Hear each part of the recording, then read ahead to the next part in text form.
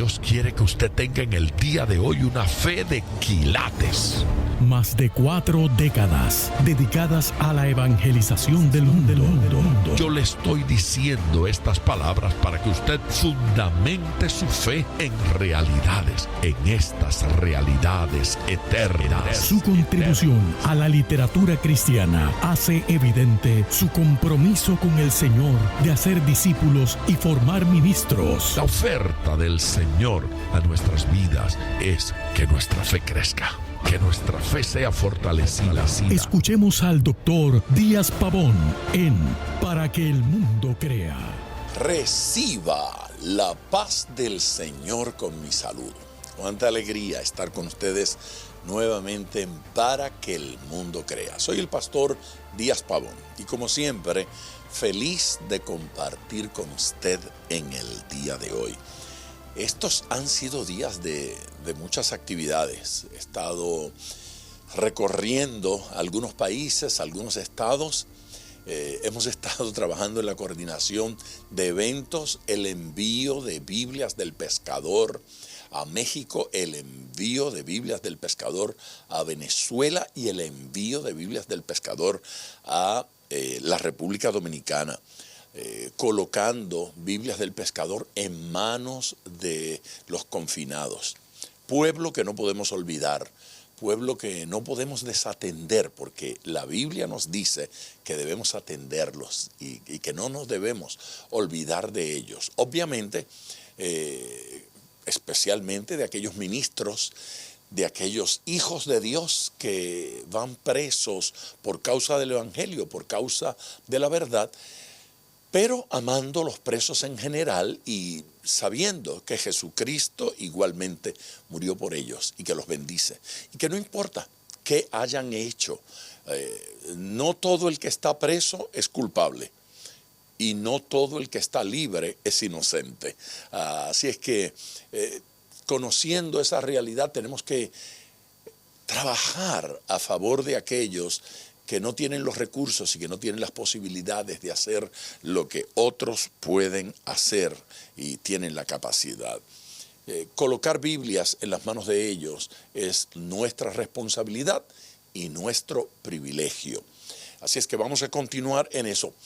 Hoy quiero que escuchemos la primera parte de un mensaje que hemos llamado Humildad, carácter de rey. Claro, la gente llega a pensar que humildad es carácter del pobre, sí, del necesitado, pero no. Vamos a hablar del carácter del rey humilde que entró a Jerusalén montado sobre un pollino. Si usted quiere llamar, comunicarse con nosotros, el número es el 305-228-9697. Repito ese número, llame para la oración. 305-228-9697. Con gusto oraremos por su petición, hágalo ahora. Vamos al púlpito, escuchemos este mensaje. La lámpara se ha utilizado no solamente en la experiencia judía, sino en la experiencia cristiana como símbolo de vida abundante, como símbolo de la presencia de Dios. Y observe que estoy diciendo símbolo, no estoy diciendo ninguna otra cosa. Como símbolo de la guianza divina en la oscuridad. Él es luz en medio de la oscuridad. Así es que como símbolo de Jesús y de su presencia, Él es la luz del mundo y Él es la luz, punto. Así es que en la iglesia, dentro de las distintas tradiciones cristianas, la luz, la lámpara, el encendido ha tenido un simbolismo interesante. No tengo problema con los simbolismos siempre que no sustituyan la realidad y siempre que no se le dé poderes, no se le confiera y reconozca poderes especiales. Cuando la gente realiza un acto bíblico, escritural, simbólico, pero le adjudican a ese acto un poder especial, allí deja de ser cristianismo y se convierte en fetichismo. Cuando el aceite, la gente llega a considerarlo como la razón o el porqué, cuando llega a creer la gente que en el poquito de aceite está la unción, que en el poquito de aceite está el poder, que allí está y que hay que guardar ese aceite en un lugar especial porque tiene un poder extraordinario, hemos comenzado a conferirle poder a cosas. Cuando un pañito se convierte en algo especial y lo queremos cortar en pedazos para que cada quien se toque, o como escuché a alguien decir, lleve este en la cartera siempre para que le prospere en todo, hemos abandonado la fe cristiana, o sea, la fe en Cristo, y hemos abrazado otra forma de religión que nada tiene que ver con el cristianismo. Absolutamente nada. Los símbolos terminaron con la época del judaísmo, y la iglesia no tiene por qué heredar del judaísmo esas formas. La iglesia no tiene por qué heredar esas cosas, porque la iglesia no vive con formas. La iglesia vive con la realidad, con la esencia. La otra cosa que quiero decir antes de comenzar el sermón, porque si no lo digo, reviento, es que es impresionante, no los memes de chiste, porque esos me encantan. Yo me río a veces hasta que me duele con las ocurrencias de la gente. Claro, me preocupa que siempre la suegra sale maltrecha en todas estas cosas, las maltratan y demás. Pero fuera de eso, yo me río muchísimo y me es terapéutico. Lo utilizo para darme terapia a mí mismo. Pero ¿sabe qué cosa me preocupa? Los profetas del terror. Los profetas que aprovechan este momento, parece que no lo habían pegado hace algún tiempo y entonces ahora están resucitando la profecía de alguien de hace 20 años atrás cuando dijo que la corona no sé cuánto. Esto, a mí me da igual si dijo corona o dijo Heineken. Eso a mí me tiene sin cuidado. ¿Y de dónde salen las alocadas profecías esas en este momento? Los profetas me han defraudado por mucho tiempo y esta vez no estábamos equivocados. Otra vez. Mire, a ver, que se acerca el fin del mundo, es verdad. No hay duda de eso. No hay. Que Cristo retorna, viene por segunda vez, es verdad. Es verdad. Que viene el fin y que estamos en los tiempos del fin, sí. Pero eso que la Biblia llama tiempos del fin, se refiere a lo que sucedió de la resurrección de Cristo en adelante. Los últimos tiempos, la Biblia habla de los últimos tiempos. Esos últimos tiempos, esos tiempos finales, se refiere al tiempo que comenzó con la resurrección de Jesucristo. Así que llevamos 2000 años casi ya en los tiempos del fin. Bueno, 1900 y tantos. Llevamos bastante tiempo ya. Esa expresión no nos hace pensar que eso puede ocurrir esta noche, pero yo creo que puede ocurrir esta noche. No me pida razones, yo creo. Así es que yo vivo en la expectativa de que esta pueda ser mi última semana de trabajo. Y cada vez que alguien me propone que abandone alguna práctica o que no venga a uno de los cultos, yo digo, podría ser mi último culto. Así que yo voy para allá. Sí, podría ser mi último miércoles. Y no solo porque Cristo viene, sino porque yo puedo ir a Él. Y créame que a mí me da igual quién sea el que camine, si Él para acá o yo para allá. Yo voy. Lo importante es que sea con Él. Amén. Así es que sí, estamos en los últimos tiempos. Que si en todo esto hay cumplimiento, que si Apocalipsis 13, que si Mateo 24, todo eso. Sí, claro, está allí, está indicado, es claro que habrían de suceder cosas de esta naturaleza. Las vamos a seguir viendo y van a aumentar, van a ser más. La ciencia dice que van a aumentar. La ciencia dice que esto se va a poner peor. Y la Biblia ya lo dijo con claridad. Así es que yo veo cumplimiento profético en todo eso. Yo creo en Jesús con todas las fuerzas de mi corazón y con todo mi ser. ¿Por cuánto de eso vamos a pasar o de cuánto de eso seremos librados? Por lo que pase, lo pasaré con Jesús. La persecución, los dolores, encarcelamientos, plagas, lo que sea, lo pasaremos en Cristo. ¿De cuánto vamos a ser librados? Ojalá y seamos librados de todo. Pero si no lo fuéramos, no me sentiré defraudado. No me sentiré defraudado. Sentiré que estoy dispuesto a avanzar esa ruta con Él. Así es que fíjese, el que quiera llegar a una iglesia para que le digan que aquí sí que a nadie le va a pasar nada malo, que los que vienen a esta iglesia nunca van a tener problemas ni dificultades, que van a ser todos ricos, adinerados, pues yo con sinceridad y con dolor en el corazón, le voy a decir: se equivocó de iglesia. Se equivocó de iglesia, porque yo he pastoreado millonarios y otros, sí, en las tablas, en los pobres. Sí. Entonces, he intentado durante estos 47 años ya de ministerio pastorearlos con el mismo cariño.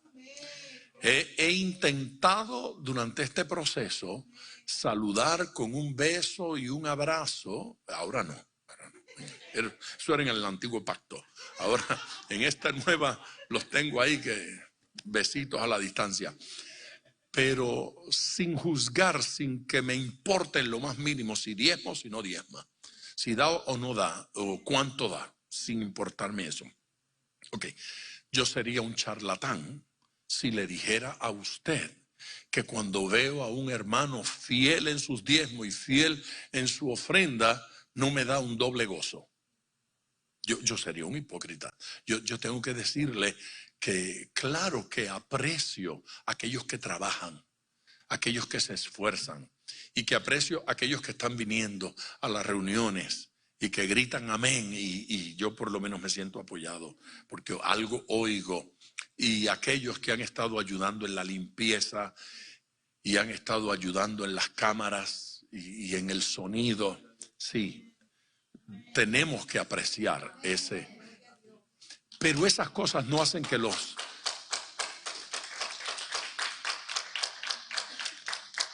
no hace que tengamos más amor por unos que por otros y que no querramos pastorear a algunos. Yo quiero pastorear a todo el mundo por igual. Pero mi abrazo va a ser más apretadito para los que ayudan.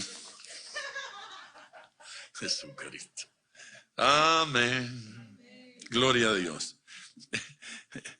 Dejo eso allí. Oiga, si usted se quiere unir a la cadena de ayuno, por favor, hágalo saber. Diga: escojo este día o aquel para ayunar cada semana, y mantengámonos. Todo el mundo debe estar ayunando cada semana. Y alguna gente me dice: ¿y la pastillita? Bébasela, pero ayune.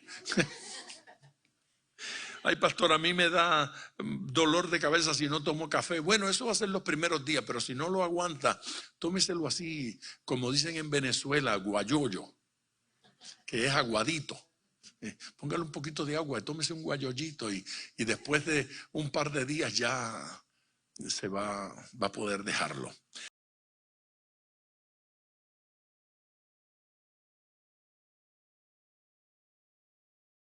Muy bien, vamos a la Biblia, iglesia.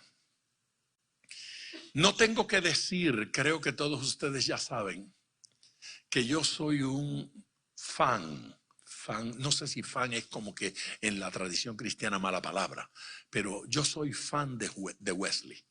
John Wesley, está entre esos amados, apreciados, respetados, casi venerado, no adorado, por mí en la historia de la iglesia. Yo admiro tanto la obra que él hizo. Hubo otro hombre contemporáneo de George Whitefield, y este George Whitefield fue como él, un metodista, un hombre sistemático y metódico en su trabajo. Eran amigos. Este Whitefield fue el que fue enviado a los Estados Unidos, y se habla de él como el primer evangelista transatlántico. Pasó, no sé, creo que 20 veces o más, cruzó de un lado al otro el Atlántico para predicar acá, para predicar allá. Acá en el este de los Estados Unidos fundó la primera parroquia y fundó un hogar para niños huérfanos. Y desarrolló un ministerio poderoso con un púlpito, un podio que lo trasladaba con él. Sí, portable, que lo llevaban a distintos lugares y hacía campañas al aire libre, sin micrófono. Estamos hablando del siglo XVIII, 1700 algo. Y este señor predicaba por todas partes. A lo que ocurrió en su tiempo y en el tiempo de Jonathan Edwards se le llamó el despertamiento, the awakening, en Estados Unidos. El despertamiento. La nación entera despertó a una conciencia de su responsabilidad espiritual. No se trata de que la nación no tenía religión. La religión aquí sobraba. La nación había sido más o menos fundada por los puritanos que llegaron en el Mayflower. Se consideraban anglicanos.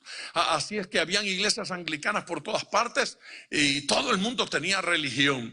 Pero la hipocresía de la religión había llegado a tal grado que, aunque acusamos a otras religiones porque vendían indulgencias, entonces acá se creó una versión de eso.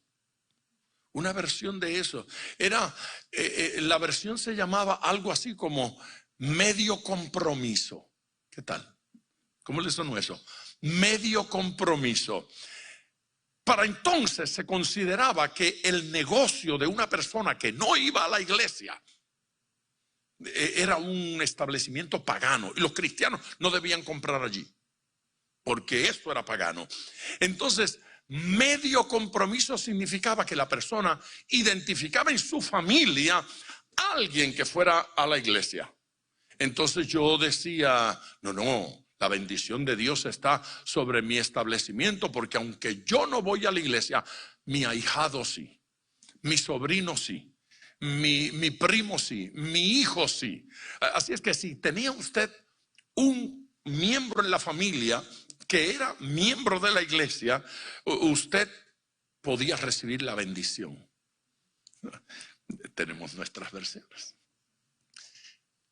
Muy conscientes de que eso era hipocresía religiosa, Wesley en Inglaterra, Whitefield en los Estados Unidos, se dieron a la labor de predicar el evangelio y de predicarlo con todas las fuerzas.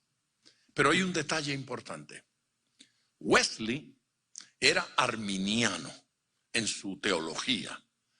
Sin embargo, Whitefield era calvinista. Pero eran amigos. No hay muchos ejemplos en la historia de un calvinista fuerte y un arminiano fuerte que sean tan amigos y que se recomendaran el uno al otro en el ministerio. Y el uno representaba su posición y el otro representaba su posición, y ambos predicaban de lo que creían y lo enseñaban y lo defendían, y entre ellos se cartearon muchas veces defendiendo el uno la posición ante el otro. Y dicen algunos de los discípulos que llegaron a hacerlo acaloradamente. Y acaloradamente al despedirse con poca sonrisa, con poco entusiasmo. Por ahí nos vemos. Sigue en lo tuyo. Ya vas a ver la luz uno de estos días. Pero se respetaban y se respetaban porque se amaban. Porque se amaban. La gente creía que dos representantes de posiciones teológicas divergentes como estas, distintas como estas, debían ser enemigos, pero ellos no eran enemigos. No eran enemigos. A mí me encanta esta historia, porque un día como este nosotros tenemos que recordar a Jesús entrando a Jerusalén. Pero entró en un burrito. Y no hay quien me arranque de mi cabeza la imagen de uno a quien están llamando rey. Hosana, al hijo de David, al heredero del trono. El rey que viene, pero viene montado sobre un asno. La Biblia dice sobre un burrito, hijo de asna. Ni siquiera era propio. Ni siquiera fue que lo compró ni lo crió. Era prestado. Se lo tomaron prestado a un vecino para que Jesús entrara. Eso se llama humildad. Usted puede pronunciar esa palabra, humildad. Eso se llama humildad. Hasta la palabra suena dulce. Humildad. Jesús entró como rey humilde. Sin pretensiones. ¿Se da cuenta usted que el que tiene no pretende? El que tiene, tiene, punto. El que lo es, no tiene que pretenderlo, ni tratar de que se note. Bueno, pues la relación entre Wesley y Whitefield, para mí, es un ejemplo de humildad. Cuando Whitefield se quedaba con la nación americana, el país entero reconocía su grandeza y su gloria. Curiosamente, en una reunión a Whitefield se le preguntó en tono de crítica hacia Wesley. Le preguntaron, ¿usted cree que veremos al hermano Wesley en el cielo? A lo que Whitefield contestó, no, muy difícilmente. Porque yo creo que él va a estar tan cerca del trono del Señor que a la distancia en que estemos nosotros casi ni le veremos.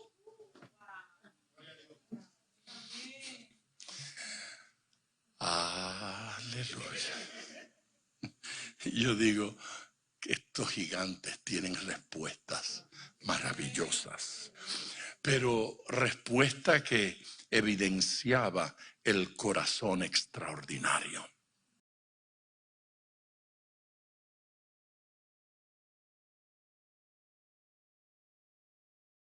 A principios del siglo XX impactó, y hay películas y todo, la vida del Sadhu Sundar Singh. Hubo un comentario que él hizo que ha sido tomado para escribir himnos y gente, y yo se lo he oído a distintas personas y recuerdo la primera persona a quien le escuché ese argumento, pero luego descubrí leyendo que era un argumento que sostenía el Sadhu Sundar Singh. Sadhu Sundar Singh era un joven de la India amargado con la religión, había practicado la religión desde su niñez y había procurado conocer a Dios, y sin conocerlo decide suicidarse. Y acostado sobre las vías del tren para morir ese día, porque dijo, vivir sin Dios no vale, esto no sirve. Dios sabe que yo he sido sincero. Bueno, le habló, y en una experiencia extraordinaria, yo no les recomiendo a nadie que haga una cosa como esta. Si usted no se llama Sadhu Sundar Singh, no lo haga. Dice que le dijo a Dios, no quiero vivir más si no te conozco. Fue allí, sobre los rieles del ferrocarril, que el Sadhu Sundar Singh vive su experiencia de nuevo nacimiento. Jesús se reveló a su corazón y en llanto aceptó a Jesús, se convirtió al Señor, y de ahí se convirtió en un predicador impresionante que recorrió toda la India. Algunos dicen que murió en el año, creo que 29, en las Himalayas. Bien, el tema va así. Sadhu en determinado momento de su vida decide hacer una gira mundial porque lo estaban invitando de tantas partes, a todos los lugares. Llegaba el testimonio de lo que estaba sucediendo con su vida y él comienza a viajar.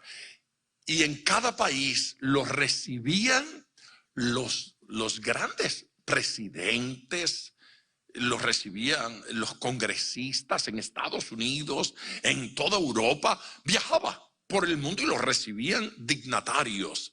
La gente estaba impactada con la vida de ese hombre, el poder extraordinario en la palabra. Y en algún lugar le preguntaron, le dijeron, tú has tenido una vida humilde, tú has tenido una vida sencilla, te has caracterizado por la humildad, has vivido con lo poco y ahora de repente te están recibiendo los reyes, te están recibiendo los presidentes. ¿Tú no crees que eso puede hacer daño a tu carácter? Y el sadhu contestó, lo he pensado, pero sería una tontería de mi parte si eso sucediera. Porque no se enorgulleció el burrito sobre el cual Jesús cabalgaba cuando entraba a Jerusalén. ¿Cómo me voy a enorgullecer yo sabiendo que todo esto viene de Dios y que es Dios quien está haciendo maravillas en cada evento y en cada lugar? Demos gloria a Dios. Otra vez demos gloria al Señor. Estos predicadores me hacen temblar. Ya saben que estoy hablando de humildad. En el Salmo 25, el versículo 9 dice, Él, refiriéndose a Dios, dirige en la justicia a los humildes. El que los dirige en la justicia es Dios y les enseña su camino. Estoy leyendo ahora de la Nueva Versión Internacional. Me parece fascinante como lo dice. Él dirige en la justicia a los humildes y Él enseña su camino. Demos un saltito a Isaías 66 y miremos el versículo 2. Allí hay una cita a mitad de versículo, así es que solo quiero leer la segunda parte de ese versículo 2. Pero a este miraré, al que es humilde. ¿A quién miraré? Dice el Señor. Dígalo conmigo, al que es humilde. Pero a este miraré, 2 puntos, y dice, al que es humilde y contrito de espíritu y que tiembla ante mi palabra. Aleluya. Eso es poderoso. El Señor mira, dice allí, al humilde. De hecho, la Reina Valera dice al pobre y humilde. Aquí dice al humilde y contrito. Hay una versión que dice al humilde y arrepentido. Arrepentido, contrito es eso, es arrepentido. Pero a este miraré, al que es humilde y contrito de espíritu y que tiembla ante mi palabra. No hay humildad donde no hay arrepentimiento.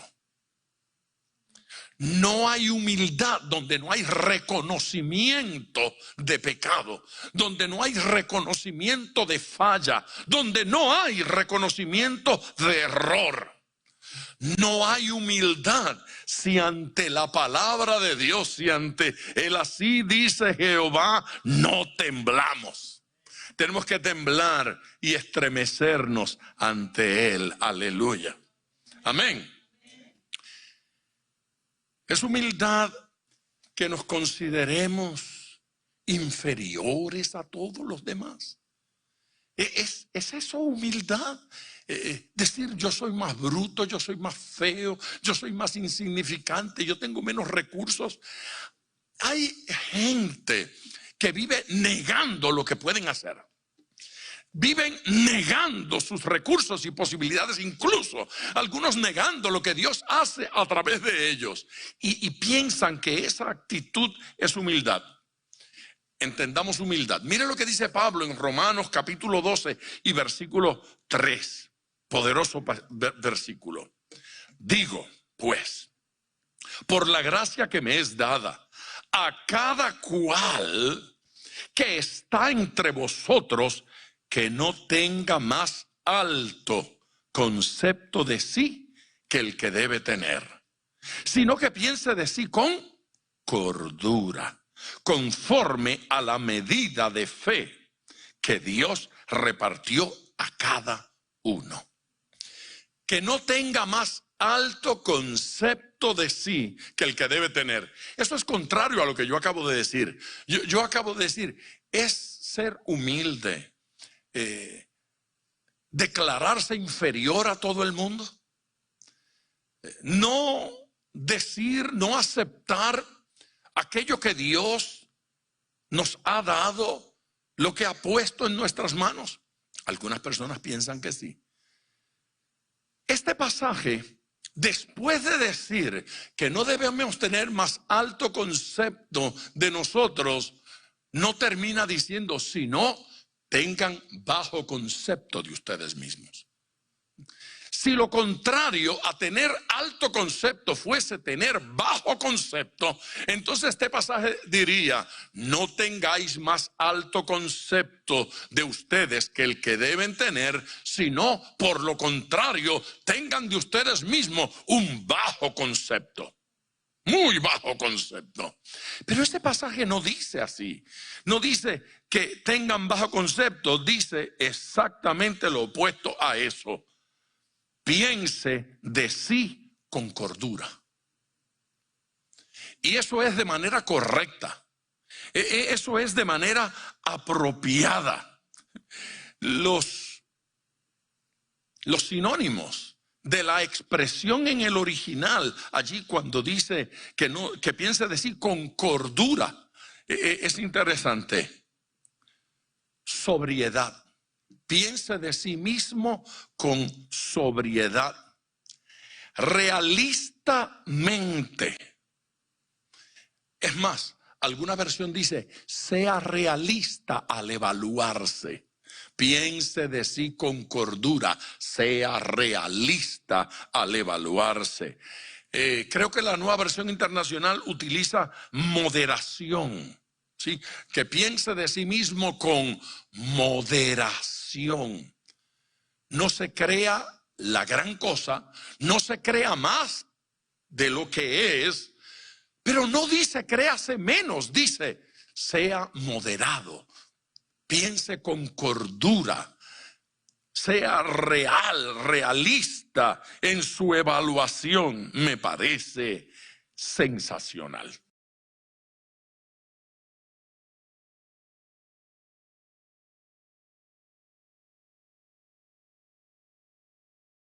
De regreso con ustedes en tiempo de oración.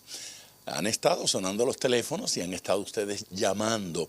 Siga haciéndolo, llame ahora. 305-228-9697. Es posible que cuando llame no le conteste nadie. Es posible que la línea esté ocupada. Es posible que este programa se repita en altas horas de la noche. Pero habrá una contestadora automática recibiendo su mensaje. De inmediato alguien tomará nota de esa petición y me la harán llegar. Y yo voy a orar. Les aseguro que yo voy a orar por su petición, yo voy a orar por esa urgencia. Vamos a pedir al Señor. Por otro lado, puede escribirnos a biblia@diaspavon.com. Díaz con Z, Pavón con B de Biblia. biblia@diaspavon.com. Oramos. Gracias, Dios mío, por este privilegio, este honor maravilloso de poder orar con tus hijos, clamar por aquellos que están en necesidad, por aquellos que están en urgencia, por aquellos que están enfermos, por aquellos que tienen problemas, sean físicos, emocionales o de carácter. Señor Jesucristo, tú has sido tan bueno que dejaste tu trono de gloria para venir a la tierra a atender nuestra necesidad. Yo oro para que en el día de hoy tu bendición sea abundante sobre este pueblo, sea abundante sobre cada persona, Señor Jesús, que en el día de hoy pide la oración. Extiende tu mano y tócalos. Extiende tu mano y sánales. Extiende tu mano y bendíceles. Y concédeles experiencias nuevas, experiencias renovadoras, experiencias transformadoras. Tu gloria y tu gracia se manifiesten hoy. En el nombre de Jesús. Amén. Aprovecho para pedirles a ustedes la oración. Estamos celebrando la gran fiesta en distintas ciudades y en distintos países. Ore por eso. Reciba la bendición. Dios les bendiga y mañana estaré con ustedes. Gracias por sintonizar Para que el Mundo Crea con el Dr. Díaz Pavón. Nuestro ministerio desea brindarle acceso a este programa descargando gratuitamente la aplicación DPM Radio. Para oración, comuníquenos su necesidad llamando al 305-228-9697. 305-228-9697 o en las redes Facebook e Instagram bajo Díaz Pavón Ministries.